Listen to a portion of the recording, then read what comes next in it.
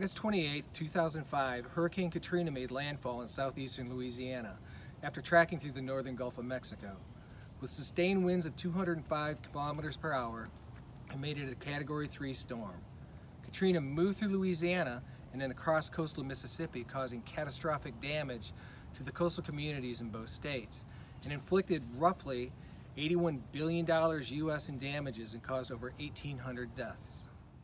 In spite of the damages, 2 United States national parks along the coast played a key role in protection of these communities. Despite being directly impacted by Hurricane Katrina, Jean Lafitte National Historic Park and Preserve south of New Orleans and Gulf Islands National Seashore south of the Mississippi coast provided protection through their wetlands and the barrier islands.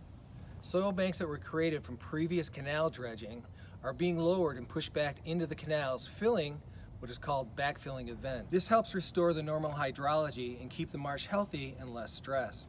At Jean Lafitte Park in suburban New Orleans, filling in the canal reduces saltwater storm surge, forces storm tides across the marsh, which can reduce storm surge by approximately 5 centimeters for every 4 kilometers, which depends on the topography, the bathymetry, and the plant community type. The barrier islands of Gulf Islands and National Seashore in coastal Mississippi reduce wave heights and storm surge heights by providing a natural barrier to the state of Mississippi. Loss of the barrier islands could result in wave heights nearly 1¼ meters greater at the mainland beaches. Restoration of Ship Island, cut in half by Hurricane Camille in 1969, intends to decrease the wave and surge height to better protect the mainland of Mississippi.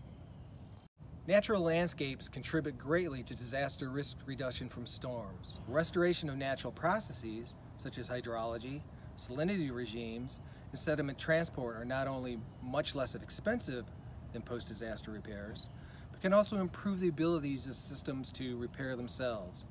Both Jean Lafitte and Gulf Islands are protected parks of the U.S. National Park Service and will provide risk reduction into perpetuity.